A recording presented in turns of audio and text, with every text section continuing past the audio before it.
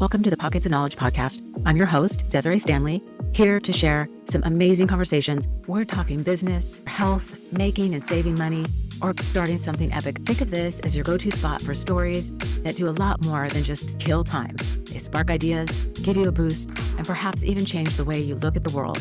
I'm pulling in the experts, the thinkers, the doers, and the dreamers. We're about to dive into stories that open doors and ideas that light up your brain. Here we go. Welcome, everyone, to the Pockets of Knowledge podcast. I'm your host, Desiree Stanley, and with me today is my guest, Kanika Vasudeva. How are you today, Kanika? I'm doing really well. I'm so excited to be here, Desiree. Thank you for having me. Thank you so much for joining us. I am honored to have you on the show. I look forward to this conversation, and I can't wait for the listeners to learn more about what you're going to share. And just a brief introduction for you, Kanika. You are an energy and consciousness coach, as well as an Akashic Records reader. And this is so fascinating to me. And I can't wait to learn more about what it is that you're doing to help parents, individuals, across the board. So, Kanika, would you share with us how this journey happened for you? What led you down this path? Yeah, sure. So I am an engineer by background. I trained to do an MBA as well. So I was a project manager for a really, really long time. I'm sharing this because I was like a very black and white person, grew up to become a really black and white person. So anything about energy and so on, that was really woo-woo. I remember going to a meditation class then in my MBA program, and I'm like, this was a total waste of time. No offense to the teacher, sorry. But that's just how I felt about it. Because to me, I was like, well, when my mind can think of all these amazing things, why do I need to slow it down? But as time kept moving on, I was coming to this place. I think a lot of us do get there as we get older, or perhaps as we realize that what we're doing in life is really meaningless. And I was starting to feel burnt out. I was starting to feel really bored. I was starting to just not enjoy life at all. There were multiple things that were happening with me, and I was not happy at all. But I would look around me, and this is sort of what people were doing as well, as best as I could tell. I didn't even know that this is not an okay state. Like, there's a 35 crisis, there's this crisis, and so on. And you sort of give labels to that. And it's like, okay, this is what you're going through. So I did dabble this time into a little bit more meditation and with a little bit more willingness this time, because I was waking up those days feeling really sad. I would wake up and I would cry. It was almost like horrible. Why am I living? And I tried dabbling into meditation. I would quiet my mind. But even if I did, let's say even if I succeeded for 2 minutes or 5 minutes, it's really hard just to sit down and quiet your mind. Even if I did that, my world would still be the same afterwards. Literally the same. Nothing had shifted. And I think that's when my guides were really all trying to give me signs that, hey, you need to do something. You need to do something. And I somehow was trying, but I was still not getting there. Like I was trying too hard, but it was just not working. So they had to send me the big bombs that I would really listen. And what happened was I was carrying my child then. So I was 31 weeks pregnant with my daughter. And one day I woke up and I just felt no movement. So I went to the doctors. I learned there was no heartbeat. And I had to go through the process of giving birth to her, of cremating her, which was just horrible. And in that moment, time really slowed down for me. I think she was packing up, in an essence, all that I was trying to run away from. Like here was my pain and I could not run away from it. And in that, there was a lot of shame. There was a lot of guilt. Like, how could I lose her? That's what you do. You bring a child to the world. So, as those days are a blur and not almost, but they leave you with an emptiness because I prepared for her to be in the house. There was her bassinet, there were his nursery, and all those things. And I didn't have her. I had a teddy bear. To process that, like there would be so many things that would happen in between. Like there would be days where I would just say like, it's okay, it's okay, it's okay. Or moments rather where I would say it's okay. And then just the next moment I would be like a sob of tears. So that is the time when I really started looking into energy healing. And I started looking into or probing that maybe there's something much deeper than all of this. Because what really had happened was I had not planned to have her. So I had this probing question that, well, she came to my life and then she didn't come to my life. And what really happened? The doctors would tell me I haven't done anything wrong. And I was like, I just couldn't help that. Like, what have I done and what happened? And why did I not have her? So I got in touch with this teacher because he promised that, he could help me connect with my daughter. And I'm like, oh, how do you do that? And I really wanted that closure because I really wanted to talk with her. I really wanted to understand what happened. And I started doing my sessions with her. And within the second session was when I was able to really get in touch with my daughter.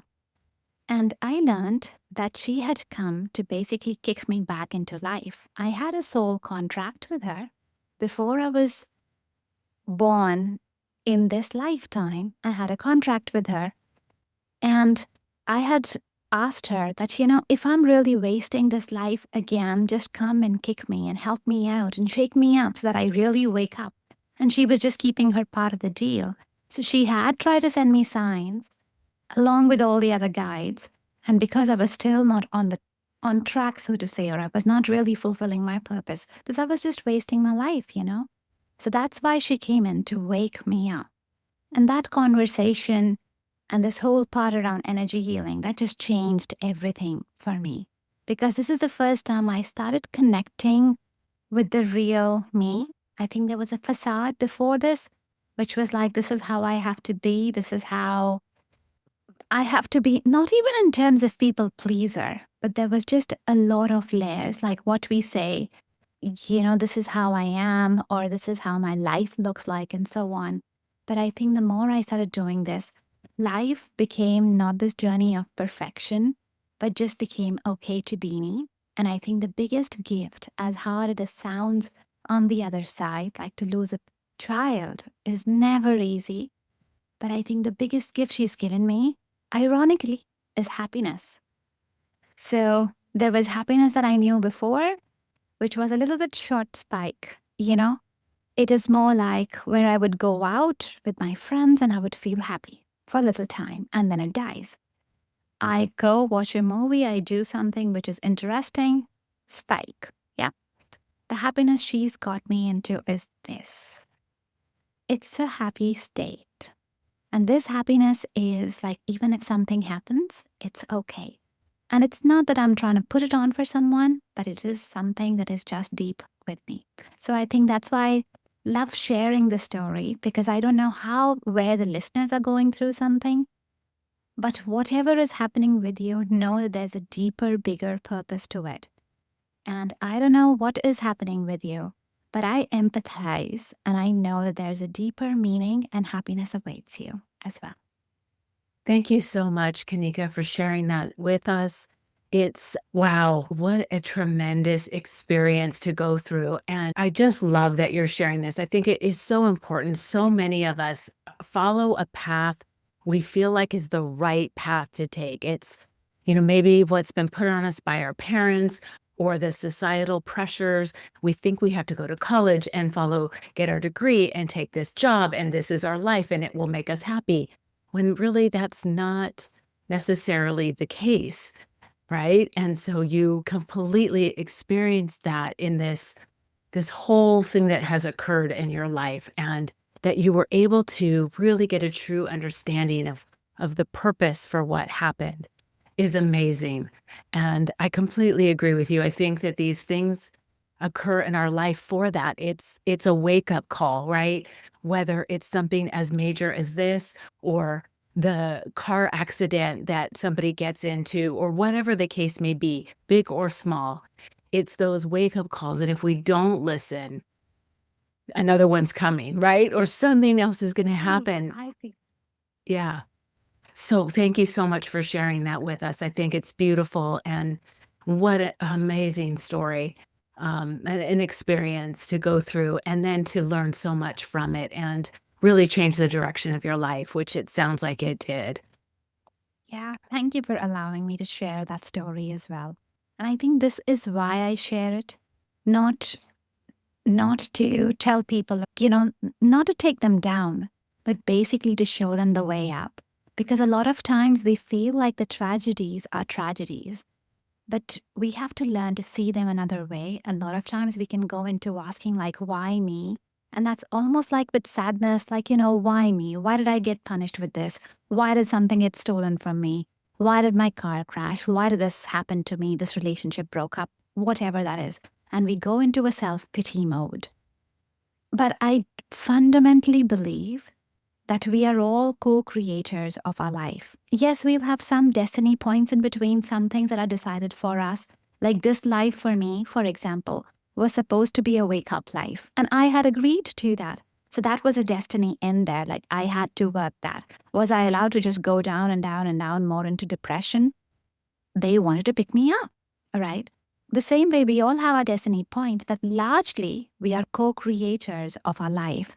So if something's happening, the good things or the bad things, however we label them, they have a message behind us. And it will do us good to see, well, what is the lesson I'm supposed to learn here? Like, what is it now that I'm supposed to do here?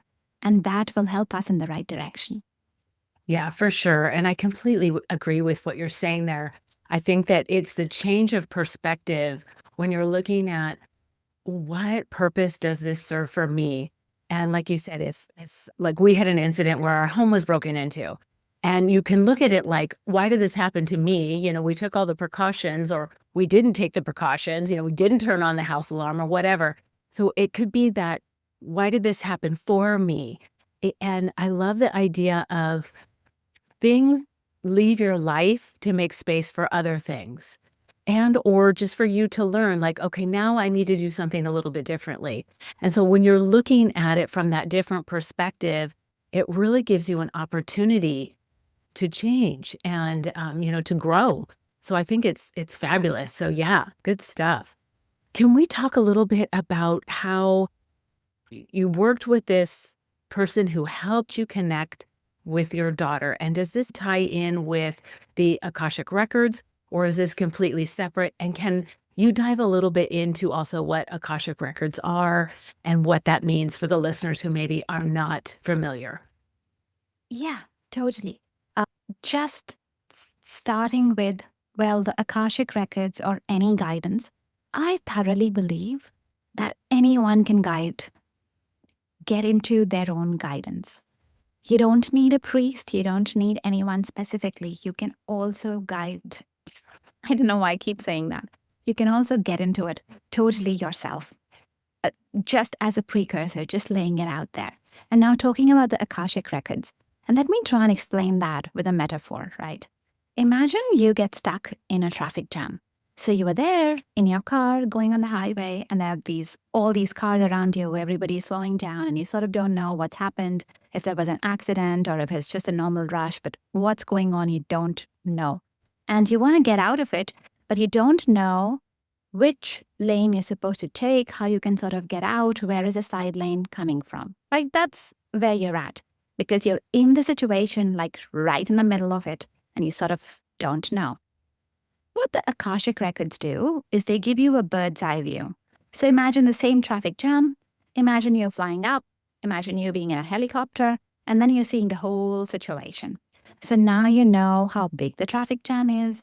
Now you know which lane you can take. Now you even know what caused the crash and so on and why you're facing it. All those things. So Akashic Records is your story of everything. It's like a cloud storage. It contains, well, what did you have for breakfast? All your breakfasts. It contains all your relationships, all your thoughts, everything, this lifetime and all the other lifetimes. So it contains all that information. It contains all the information about your partner, about your kids, everything. So it's just this huge mystical library that anyone can tap into.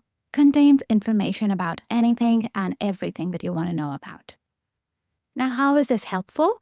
It's helpful, we learned about the traffic jam. So let's say you were stuck because something is consistently happening in your life. Maybe I'll think about kids right now. And maybe there are times our kids, we love them, but there are also times where our kids tend to really trigger us. There's something going on with them, and you're like, why doesn't my child just listen to me? Right.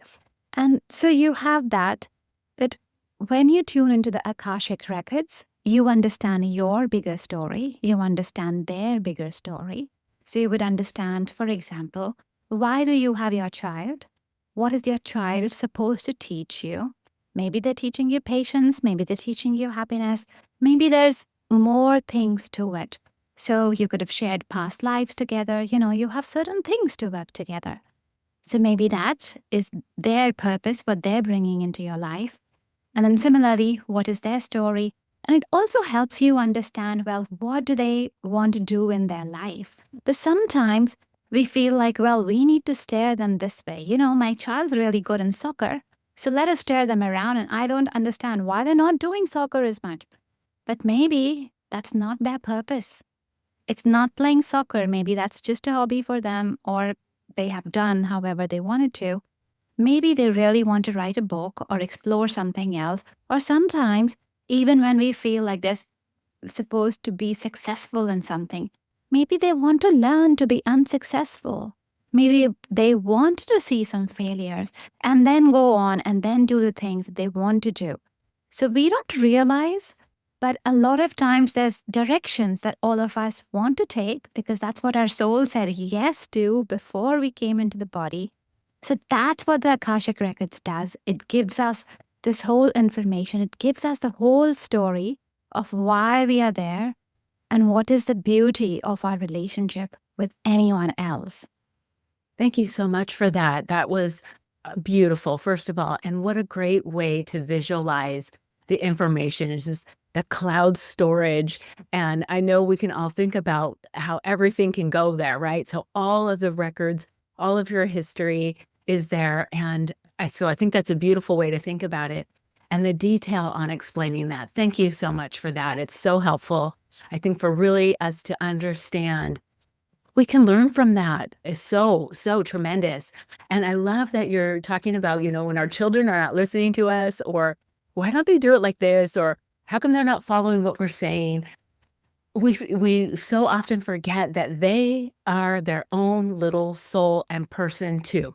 They've got their ideas, their thoughts, their experiences they need to have, a knowing of how things are going to work for them that maybe is different than the way that you think or want to do something. And you're so right. They are amazing teachers in that way for us as parents who have been blessed to have them in our lives. We can learn so much and about ourselves in ways that we can be different, or in the things that we need to be learning while we're here. So totally agree with you on that. So let's talk then about, because I think you kind of touched on it earlier, and that's soul contract.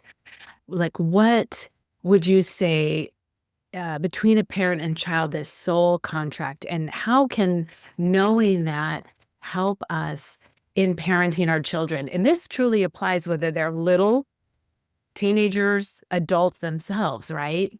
The soul contracts, especially with our key relationships, especially that could be like your partners, that could be all your kids, they would apply. Like there would be soul contracts that you have with them. And sort of multiple layer soul contracts, like, they're supposed to teach you lesson 1, and then there's going to be lesson 2, and so on. Let's talk about examples. So sometimes with your kids, especially these little kids, we often find them that they're going like, oh, they just need so much attention. They just need so much to be seen. Now, everything in life is a mirror. So if you flip that around, what is really happening? They're the bits around, if the child wants to be seen, they're bits of you where you are hiding yourself as well. Like on my Instagram, I always pull up these notes around what is it coming up for conscious parents. I do that weekly. Like this is what we're all tapping into as a collective. But generally, we will have soul contracts with our kids. So soul contract with me and my child, for example, he came to teach me happiness. And I did not even understand the full extent of it. Like as you have a child, obviously everyone sees them through the younger years. And you're like, yep, I don't know how they can be so happy. That is why we all love kids, because usually when they're happy and giggly, you're like, oh my goodness, there's so much fun in a way we've forgotten that. For me, my child helped me through that time when I had lost my daughter and I just did not know what to do. And he was about 2.5, about that age. So he didn't quite understand what was happening. And he would see his mom like in a slob of tears, and he would just go hand me a toy and look at me like really quizzically, like, how come? Why are you crying? Like, come on, you can play. And he would just be so confused with why am I sitting and crying? So he was that pull into life back. Because yes, that's a little child doing that. But on the other hand, it was literally like life inviting me back into life. Like, hey, it's okay. It's okay. What's happened to you? It's all right. But you can wipe your tears now and just come, just play. So think about what is it that your child's teaching you. That already was that giving you an idea of soul contracts. And this has evolved for me, as would it evolve for any other parent over the years as well. There was a time where with my son, he said, I don't think you love me anymore, because I would have told him something and I was a little bit strict. And that felt really hard hitting when that happened, because he was still young, about 4-ish. And he said, like, I don't think you love me anymore. And oh my God, it pierced my heart like anything.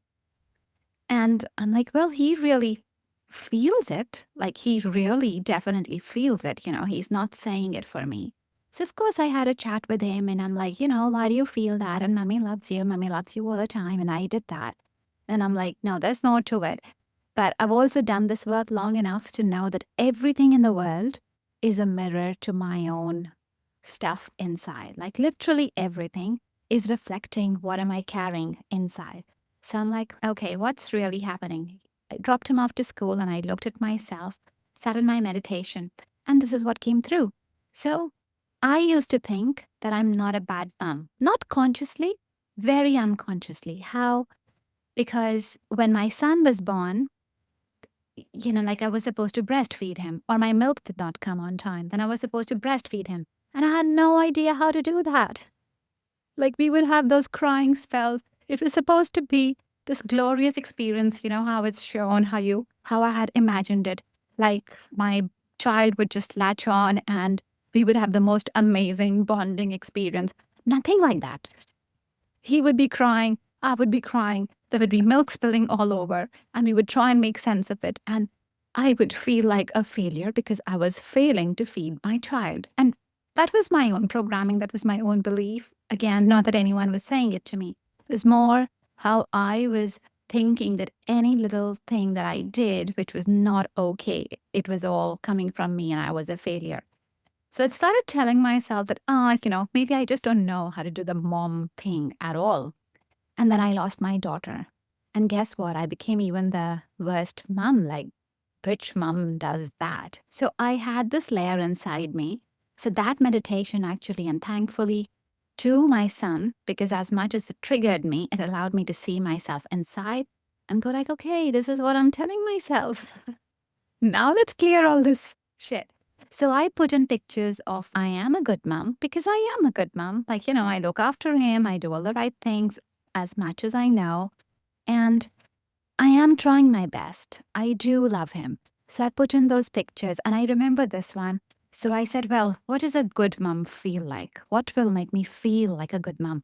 And I put in this picture of if he comes and he just hugs me totally, when my child's hugging me totally, that to me feels like a good mom. And I just put that there because I wanted to feel that in the meditation, I'd finished my work around this subject and I had really changed my belief.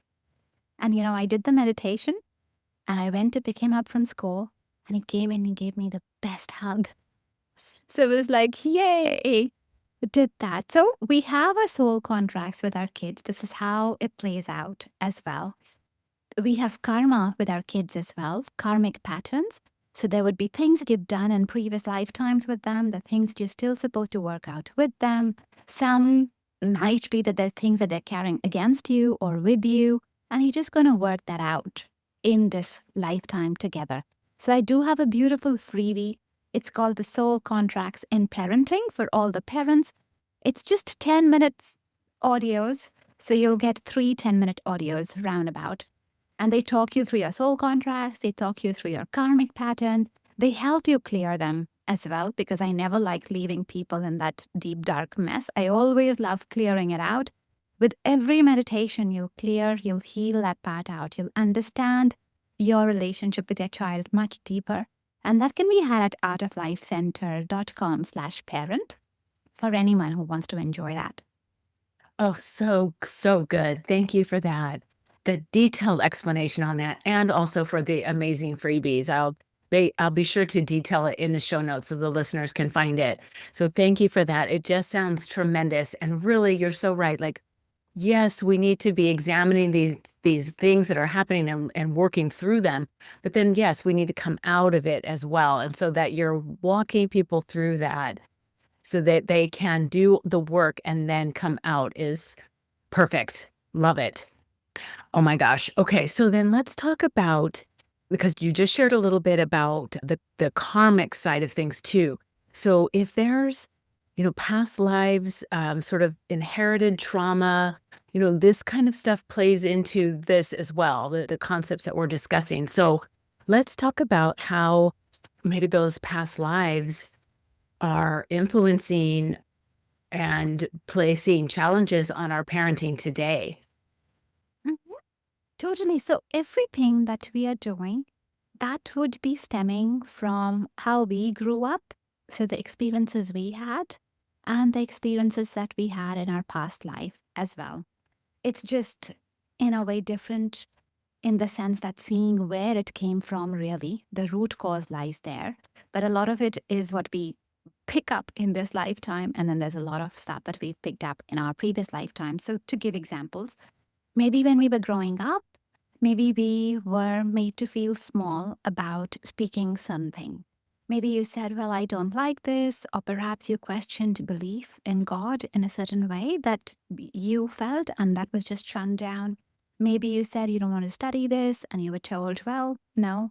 Or you wanted to dress in a certain way, you wanted to experiment with whatever, and somehow that was stopped. So that can be that shame, that guilt that we carry, and we sort of still hide with that. That could be one of the things, because if you're hiding there, if you're sort of not letting yourself shine there, that's how it can play up as well. I've seen that repeatedly with clients where if they were stopped at a point in time for being themselves, especially with the people they were very close to, could be parents, could be teachers that they looked up to, could be that a friend just really laughed at them loud when they shared something. And then out in the world today, uh, we want to, be more public. Like we want to get the promotion. We want to rise at a higher level. We want to have a business that touches the hearts of a lot more people. But you see how it's the same thing, because you've been stopped at a little stage in your life, and then how it manifests, because this is what your soul wants you to do, is learn that lesson around being visible, around really owning yourself, around not feeling that shame, around feeling worthy of yourself. So that can sort of play out in your future life as well. Play out professionally, it can play out personally. If you're wanting to have a good soulmate relationship, but you're not able to attract that because you're still hiding, or even in your parenting place. And for me, like the story that I just shared with my son, that was a little bit around self-worth, because I was questioning myself as a mom. And so he was going like, well, I don't think you love me anymore. 'Cause that's the story I was telling myself, that I'm not lovable as a mom. I'm a bad mom. And how it can play from past life is a little bit similar as well, except that past life, we wouldn't even have that a lot of times in our conscious memory at all. We also tend to dumb down even the inner child, or like our current experiences, especially if they're painful, but we might still have them somewhere, whereas the past life ones, we will likely not remember them, and yet there's a knowingness around them. A common thread that will run across families is money making is very hard. Like you have to work a lot to earn money. And so, as children of those families, even as we're trying to have these amazing ideas, we know if more people get our stuff and so on, so life is going to be like this. But we find it hard because we have been programmed so deep inside that money making is hard. Another example could be, and look at it even between twins, because this is where I find it really interesting. You will find that twins, they're born to the same parents. Even, if you looked at all the signs, let's say if you believe in astrology, they're just seconds apart. So all the stars and everything should be literally the same. The parents are treating them the same. Usually they're even feeding them, doing all the things with them almost at the same time, getting the same routine. And yet those twins will have very different personalities. Ask any parent with a twin. They'll be very, very different. Why? Because they have very different epigenetics. This is something that has been studied in science, that we all get affected by the generations before us. So this is generations of us. I'm also talking about the generations that we would have had as the soul. As the soul, we come from different places, right? So we've had different past lives, not always in this lifetime.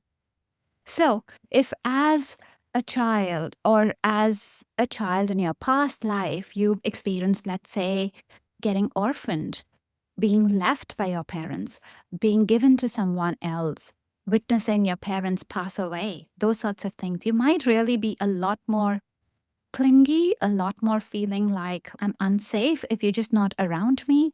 I just need you more.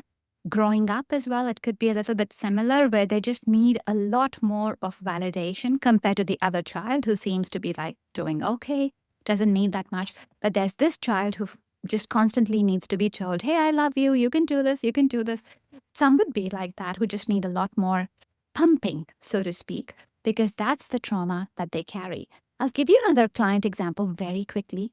There's this lady who came in. She came in because she was having a lot of like female problems, some vaginal infections all the time. Fungal, she would get that treated. Then she would be on antibiotics for the bacterial infection and so on, right? I looked at her face, and what I realized was that there was a past life in the 1800s where she had a healthy baby, but they didn't even know as much about blood loss at the time. They didn't know that losing blood is so bad. Science was still advancing. And she lost a lot of blood during the labor time. Her baby was healthy, but by the time the baby came out, the baby had passed away.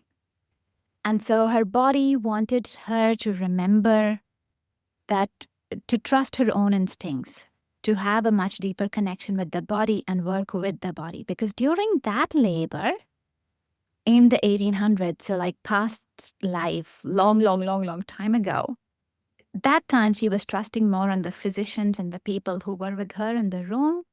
There were 4 people and she was just more trusting them and, looking at them like, what should I do? And so on. And this time her body was telling her again, like, work with me. Because in a subtle way, and by no means am I saying don't go to the doctors or the medical professionals. I'm just simply suggesting that people also tune into their bodies and ask the body, what is it that the body is trying to heal? And that's the message for her as well.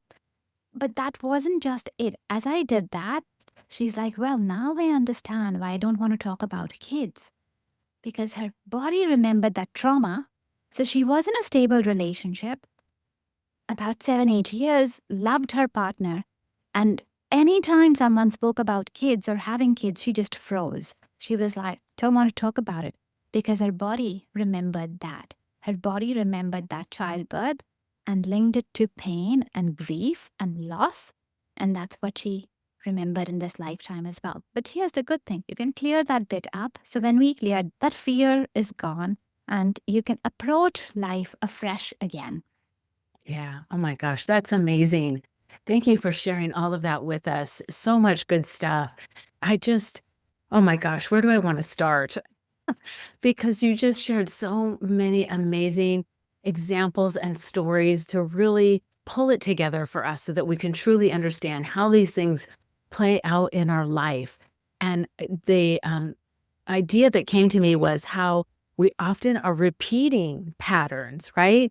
We don't even realize why we're repeating these patterns, but it's because of these things that have happened in our childhood, in our past lives, whatever the case may be. And that's kind of what's preventing us from moving forward. And so when we have an opportunity working with someone who is trained to do this, we can begin to understand and clear that out as you just described. So that's amazing.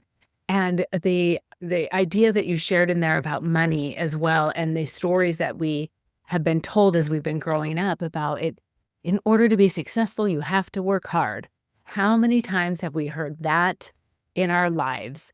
I know a lot for me. So I'm sure I'm not the And only one. chances are we would have heard that a lot, because if we look at our parents, or if we even go a generation before that, like literally think of the timeline, think of what was happening in the world. We very quickly we step into world wars like they did not have, as perhaps, like, let's say, as a more blessed upbringing as us. Like, we are fortunate to be this generation of people who are not really seeing wars. We're not really seeing at least wars in that traditional sense, or most of us are not. How fortunate are we? But our parents have had to survive, and our grandparents have had to live through very difficult times. There's also this whole story around money, like actually anything is such a deep topic, right? But money would also be the times where we really needed to, sometimes we would have needed to snatch money just to survive, or we had money stolen from us. So we would also carry stories around, if I earn so much, or people know that this is what I'm earning, then, bad things will happen to us. We put the story of badness, evil around money, whereas money is like just an energy, neutral, going by itself.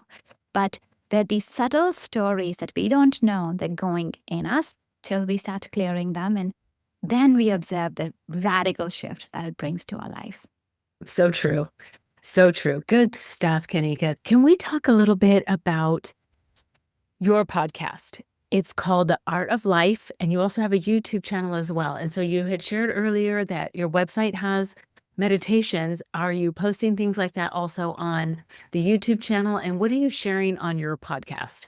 Awesome. So I have two podcasts, actually. One of the podcasts is called Art of Life podcast. And sometimes I have guests there, but mostly what I'm wanting to do now is dive into more deeper stuff with parents. So this is the stuff that I'll be posting on YouTube and on my podcast as well, Art of Life podcast.